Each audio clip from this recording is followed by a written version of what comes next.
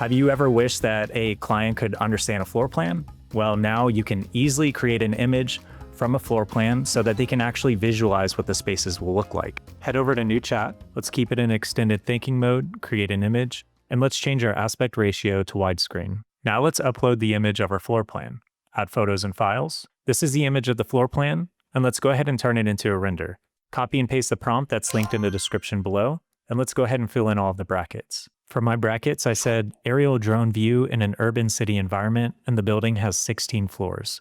When you're ready, go ahead and click send. And this is the output for that prompt.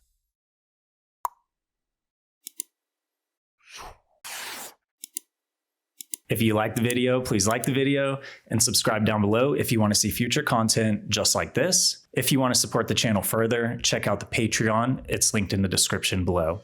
Thanks for watching.